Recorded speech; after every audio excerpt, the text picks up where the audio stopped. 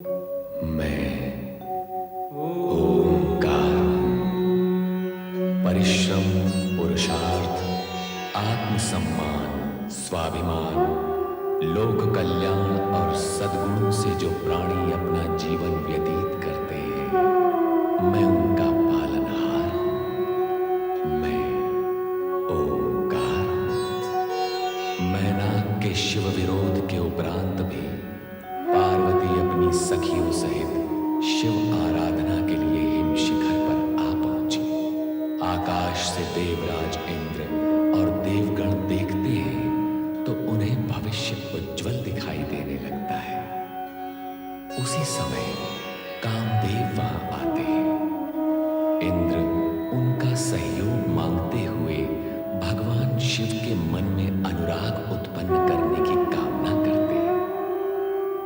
पार्वती शिवाराधना कर रही है, तभी कामदेव रति के साथ वहां आकर मादकता, रमणीयता और उत्तेजना उत्पन्न कर शिव के मन में अनुराग उत्पन्न करने का प्रयत्न करते हैं। कामदेव के पुष्पबाण से शिव क्रोधित होकर उसे भस्म कर देते हैं। रति विलाप करती रह जाती है। शिव की क्रोधाग्नि को ब्रह्मा अश्व रूप में सागर में विसर्जित करते हैं।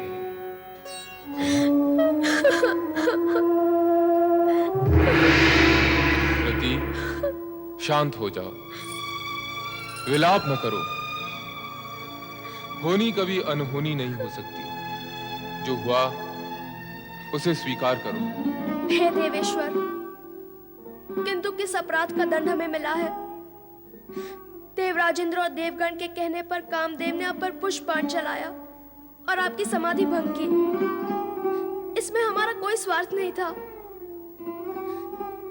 देवगण की दुर्दशा समाप्त करने के लिए हमने उनकी सहायता की और हमारी दुर्दशा हुई। ऐसा क्यों? ऐसा क्यों प्रभु? हे भोलेनाथ, मुझ पर दया करो। मृत्यु का अभिशाप भोगने का सामर्थ्य मुझ में नहीं है। कामदेव को जीवित कर दो, मैं उसके बिना नहीं जी सकती। मुझ पर दया करो प्रभु, कामदेव को जीवित कर दो। देवाधिदेव, देवाधिदेव, कामदेव निरपराध है। कामदेव ने तो हम देवताओं के कल्याण के निमित्त आपकी और देवी पार्वती के मन में अनुराग उत्पन्न किया था। कामदेव को क्षमा कर उसे पुनर्जीवित करें। देवाधिदेव, उसे पुनर्जीवित करें। विधि का विधान अटल होता है। वो चाहे देव हो, देवी हो, दानव हो, मानव हो, हर किसी को अपने किए हुए कर्मों का फल भुगतना ही पड़ता है। हे भोलेश्वर, कामदेव को क्षमा कीजिए। उसने जो कुछ किया वो स्वार्थ की नहीं, परमार्थ की भावना से किया है, इसलिए उसका अपराध क्षम्य है। हे भोलेश्वर, कामदेव को पुनर्जीवित कीजिए। उसकी पत्नी रति पर दया कीजिए। हाँ भगवान, रति पर अपनी दया कीजिए। कामदेव को पुनर्जीवित करें, ऐसी हमारी आपसे विनम्र प्रार्थना है। हे भोलेनाथ, यदि आपने कामदेव को पुनर्जीवित नहीं किया तो मैं भी अपने प्राण त्याग दूंगी। यही प्राण त्याग दूंगी। हमारी समाधि भंग करके हमें योग से भोग की दिशा में ले जाने के दुष्कर्म में तुम कामदेव की सहभागिनी रही हो। जो कुछ अनर्थ हुआ उसका परिणाम कामदेव ने भोगा। कुछ अंश तुम्हें भी भोगना होगा। हे भोलेश्वर, मैं आपसे दया की भिक्षा मांग रही हूँ और आप दंड की व्यवस्था कर रहे हैं। दंड की व्यवस्था तो हो चुकी है रति, अब तो प्रायश्चित करने की व्यवस्था शेष है। करूंगी भोलेनाथ, मैं प्रायश्चित करूंगी। तो सुनो रति, तुम्हारा पति कामदेव हमारे तीसरे नेत्र की ज्वाला से भस्मीभूत होकर भी मृत्यु को प्राप्त नहीं हुआ है। वो हमारी कृपा से पुनर्जीवित हो चुका है।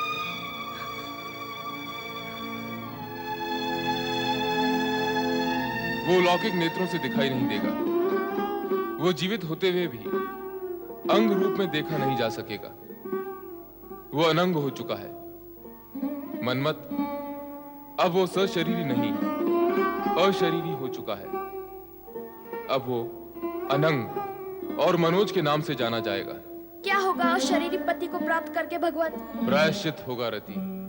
मैं प्रायश्चित करूंगी, परंतु इसे इतना कठोर न बनाइए। प्रायश्चित की व्यवस्था दुष्कर्म करने वाली की इच्छा से नहीं होती रति। जिसके प्रति दुष्कर्म हुआ है उसकी इच्छा के अनुसार होती है। मैं आपकी इच्छा अनुसार ही कर्म करूंगी भगवान, किंतु मैं ये भी जानती हूँ कि आप सर्वशक्तिमान हैं, पूर्ण समर्थ हैं। यदि आप कृपा और करुणा करके मेरा और मेरे पति का अपराध क्षमा कर दें, तो मुझे मेरा पति पूर्ण शरीर रूप में प्राप्त हो जाएगा। अवश्य हो जाएगा, किंतु अभी नहीं। फिर कब प्रभु? तुम्हें द्वापर युग तक प्रतीक्षा करनी होगी। द्वापर युग तक? हाँ, द्वापर में कामदेव भगवान श्री कृष्ण के पुत्र प्रद्युम्न के रूप में जन्म लेगा और वो तुम्हें पति रूप में प्राप्त होगा।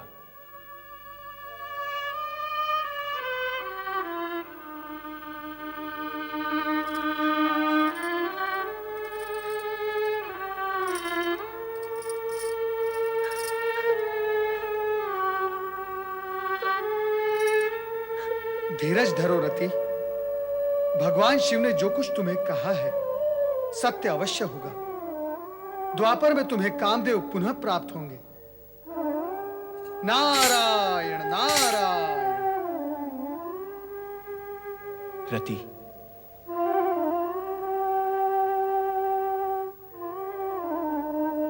रति, सत्य तो यह है कि मैं तुम्हारा अपराधी हूं।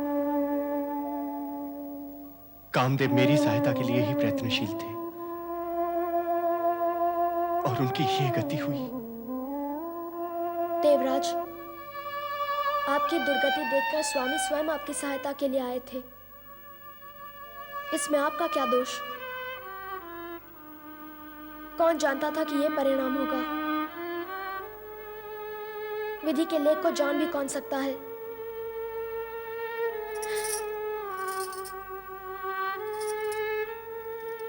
अब तो मेरा केवल एक ही सहारा है, प्रिय काम की ये भस्म।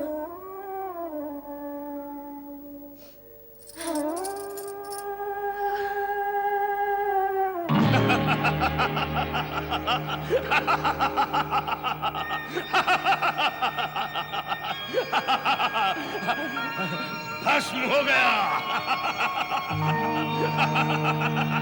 और क्या होना था? यही होना था। तार का सुर से टकराएगा कामदेव तो यही होगा, यही। तू समझता था कि अपने पुष्पबाण से तू शिव विवाह का चक्र चलाएगा, शिवपुत्र उत्पन्न होगा जो मेरा वध करेगा और मैं मारा जाऊंगा।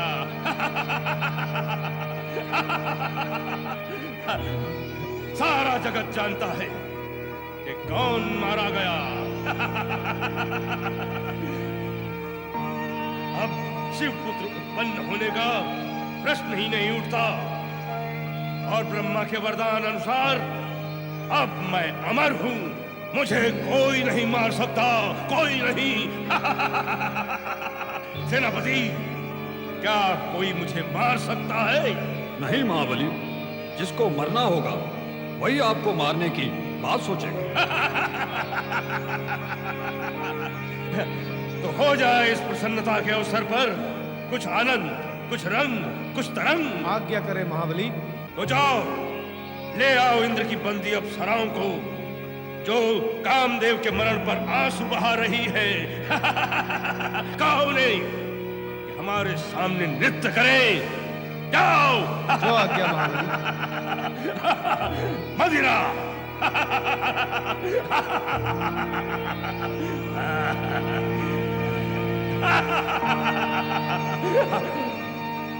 कामदेव के भस्म होने से तारकासुर स्वयं को निष्कंटक हुआ मानकर प्रसन्नता से मदिरा व नृत्य में डूब गया। वो इस अमिट सत्य को भूल ही गया कि पक्ष में एक घटना के घटित होने से विधि का घटना चक्र कभी रुकता नहीं। कामदेव के भस्मीभूत होने से पार्वती की साधना और उसके दृढ़ निश्चय में तनिक भी अंतर नहीं पड़ा। प्रत्युत वह और अधिक दृढ़ संकल्प से तपस्विनी का परिधान धारण कर हिमालय राज के सम्मुख आ गई।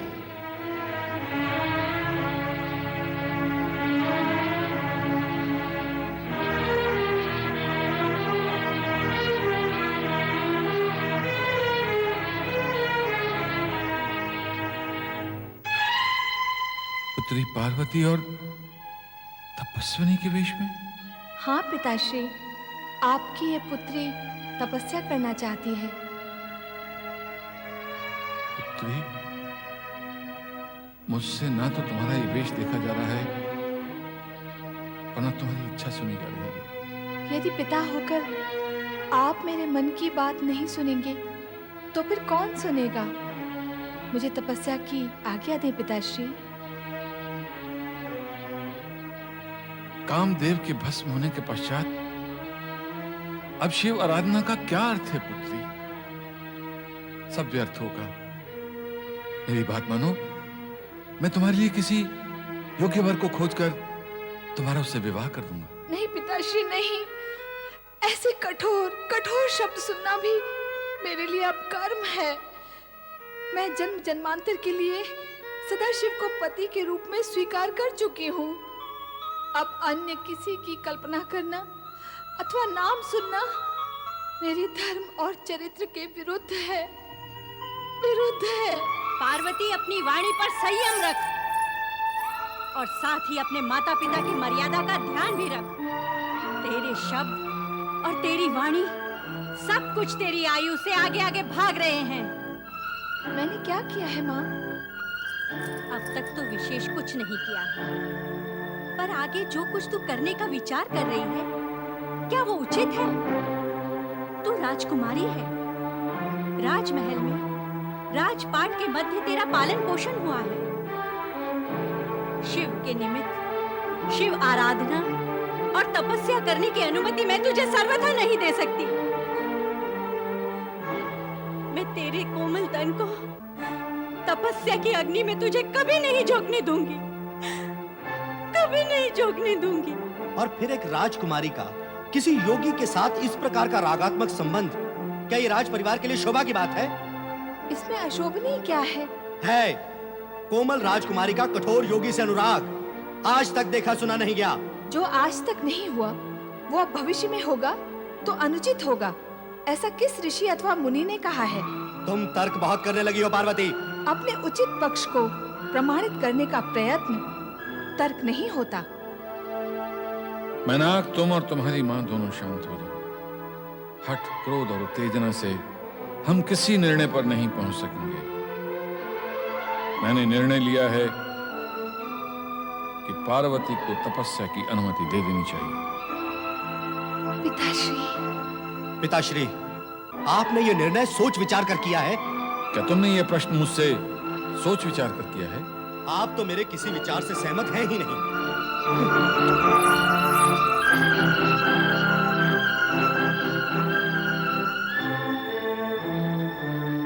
अब मुझे आज्ञा दें पिताश्री। नहीं पुत्री, मैं तुम्हें अकेले जाने की आज्ञा नहीं दूंगा।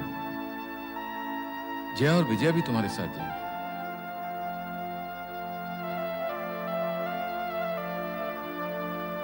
अब मुझे आज्ञा दे मां। पार्वती, मेरी पुत्री, मेरी पुत्री।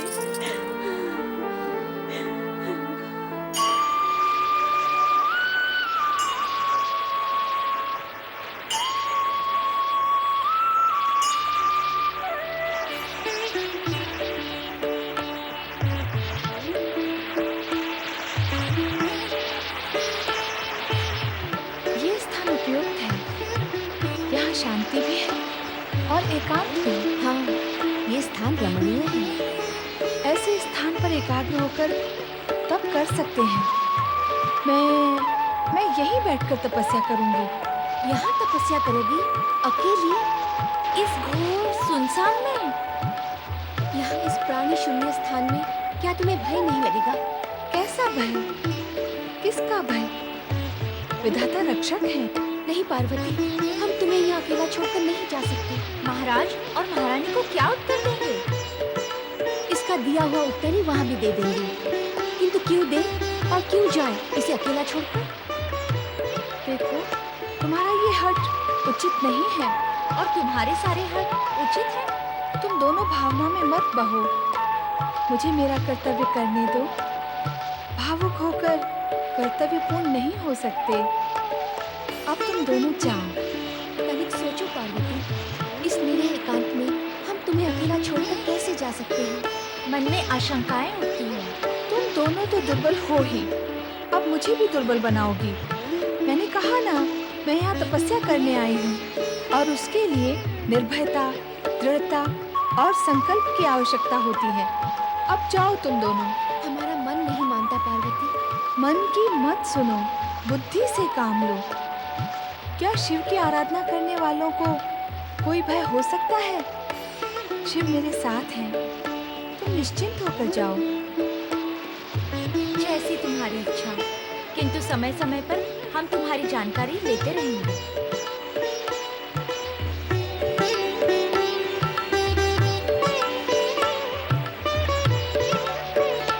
ओम नमः शिवाय। ओम नमः शिवाय।